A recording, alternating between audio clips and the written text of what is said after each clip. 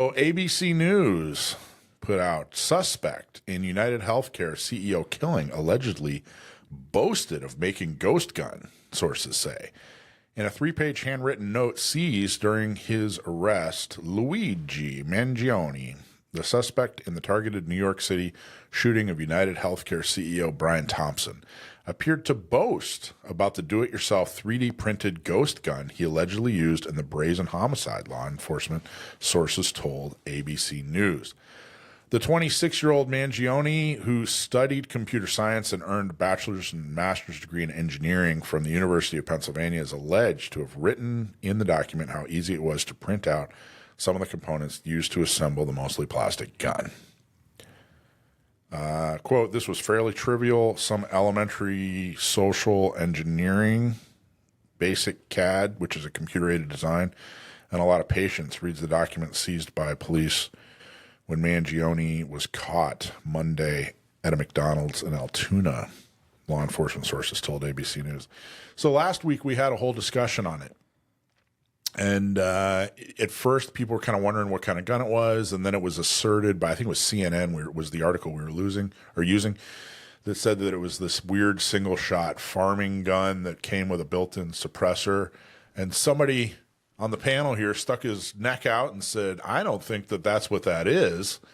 And it looks like you were pretty right. It seems to me, now they found him with a Glock mag. So it looks like what this guy did, who, again, he had a bachelor's and a master's in engineering. At only 26. At only 26. It looks like he 3D printed some kind of gun that was basically, it looks like they used the blueprint of a Glock, or at very least something very similar to a Glock that used Glock magazines. So, Sam, you like I said, you stuck it out there and you said, I don't think that's what that is. I think it's some kind of production gun. It kind of was. It looks like it was a copy of a production gun that was 3D printed.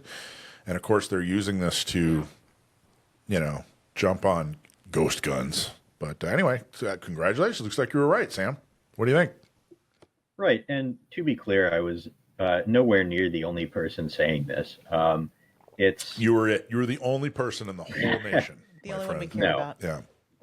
The NYPD shot from the hip, if you'll pardon the pun, and said, "Oh, we think it's this veterinary pistol," with basically no supporting evidence of which I'm aware. And it's their statement, which CNN, among others, directly parroted, was not backed up by the video that everyone saw. It was just completely ridiculous. And so a lot of people, myself included, looked at that and said, yeah, that looks like a Glock with a suppressor. And it turns out it was basically a Glock with a suppressor. Now, one point of distinction for those among the listening audience who might not be too terribly familiar with 3D printing or 3D printed firearms. First of all, disclaimer, I do not own a 3D printer and I do not 3D print firearms. I am not the authority on this subject. I am not an authority on this subject. But I do know some about it. 3D printing a gun is not as simple as press button, receive firearm. It's not. What he would have 3D printed was would have been the stripped frame. Which you can buy those. You can buy a stripped frame in serialized form from a gun store, or you can make one yourself from a P80 kit, or you can 3D print one yourself. It won't be quite as strong, not quite as durable, but clearly durable enough, and the technology has improved greatly. And then what he would have done is he would have bought a lower parts kit and then a complete upper consisting of a slide recoil spring barrel, all the internals that go into the slide, including the firing pin. He would have bought a trigger group and, as I said, a lower parts kit consisting of the various pins and springs necessary to make the gun work. So he didn't 3D print a gun, he 3D printed the part of a gun that would ordinarily have the serial number on it, and would be considered the frame or receiver under U.S. law, and therefore would be subject to the restrictions of a firearm. Yeah, there's already law. He broke law. It's not like he just legally did what he needed to do or wanted to do or whatever. I mean, obviously the biggest lie he broke is he killed a guy, which was horrible and tragic. Actually, what about the barrel? I'm sorry, the slide. Did you talk about the slide? How easy is it to acquire a Glock slide? I don't even know. It's pretty easy. Is it? You can just buy a slide. Yeah. Like, is that simple? Everybody just carries a Glock slide? I don't even Pretty know. much. I mean, they have a photograph of it here, and it actually is a threaded barrel as well. I mean, obviously, there's a silencer on it. Which the barrel I've purchased a barrel before. Barrels, Glock barrels seem to seem to be a bunch of different manufacturers, but I didn't know it was that easy just to buy. Are there aftermarket Glock slides, or does Glock? Oh yeah, it's a huge industry. Okay, For years now, you've been able to build an entire new Glock using zero Glock first-party parts. There's a huge aftermarket around that platform. A lot of the 3D printed firearm engineering effort in recent years, over the past roughly decade or so, has gone into printing the receiver for an existing pattern of firearm, or in some cases designing entirely new firearms that make heavy use of 3D printed components like the FGC9. But you see a lot of interest in 3D printed receivers for long guns and 3D printed frames for handguns, because that is the component which under US law is considered the firearm, and which just colloquially among firearm owners and sort of in firearm research is considered to be the firearm. What's the it has nothing to do with the story. So what's the single stack 45 Glock? Is that a 36? That's the 36, yeah. I wonder if if there's an aftermarket 36 slide that I can put on my 30. It's a little thinner, Anyway, Yeah. It's got Maybe. nothing to do. I don't think It's got that nothing to do would with the work, but- horrific murder we're talking about, but just in case, if you know, put it in the chat. If you know of a good slide manufacturer that I could use on my 30, 36. I'm looking for a 36. So let me know. Well, this gets to.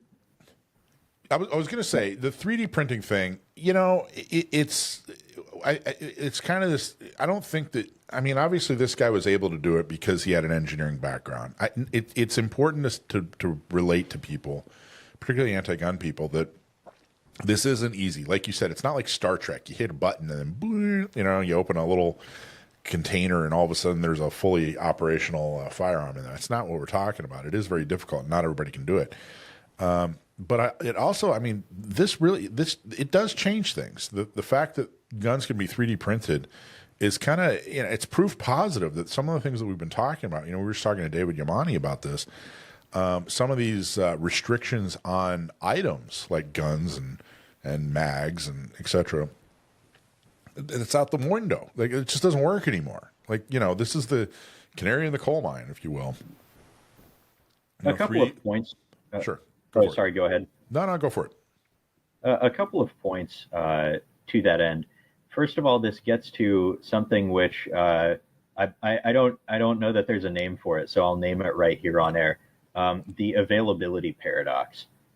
This is something I observed in 2020, 2021, working at a gun store, that the people who are interested in firearms and want to obtain a firearm always think it is way harder to get one than it really is.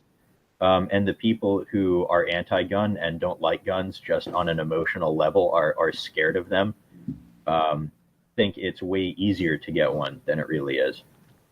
What do you think? Are they both 3D right? Are they both wrong? Or and that's subjective, right? Depends on the state. How easy something is, that's totally subjective. So what do you think? Is it are the anti-gunners right? It's too easy to get a gun? Are the pro-gunners wrong, that it's not that easy to get a gun? Like, who's right, Well, who's wrong?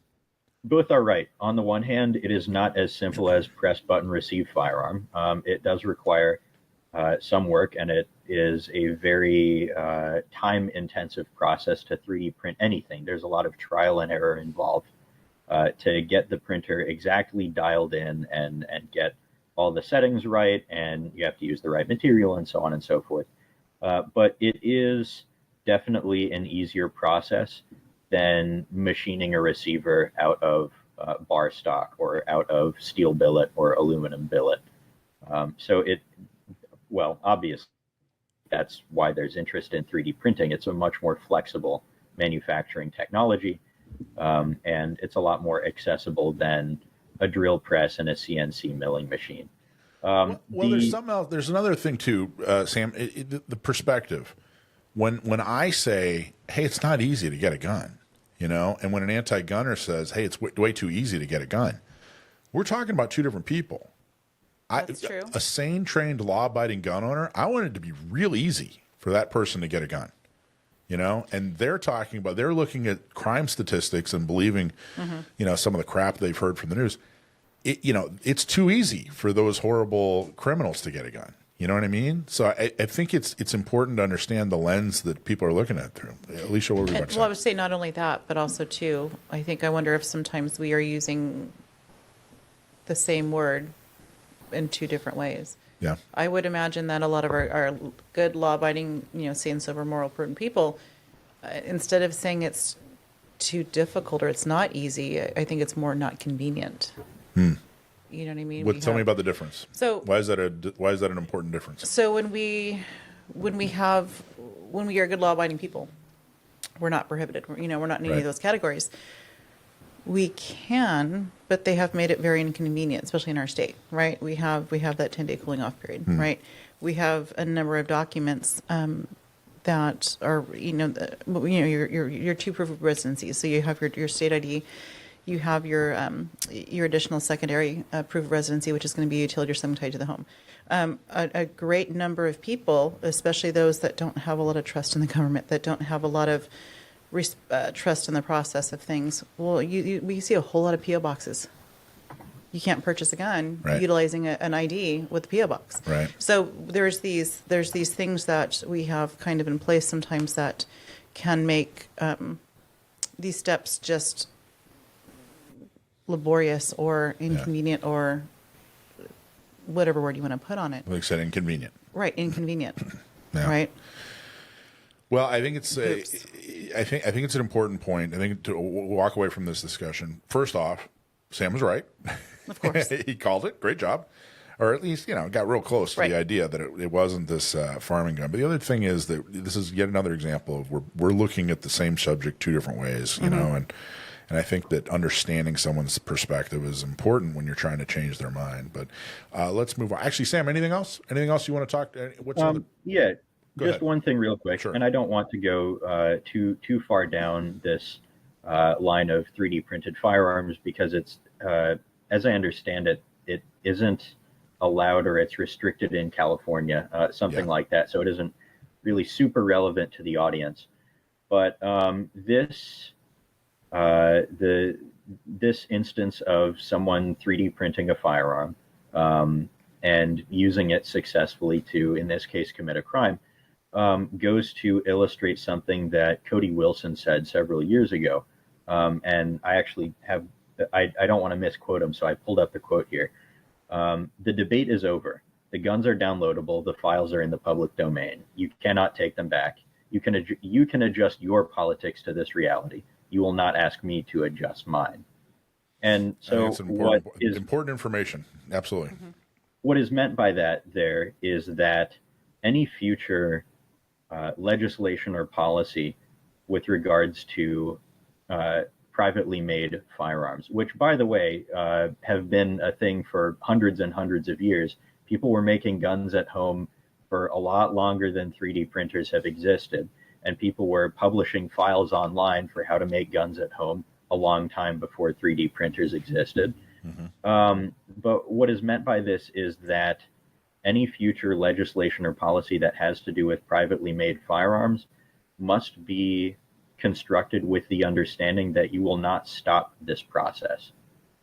This practice will continue whether or not governments try to stop it.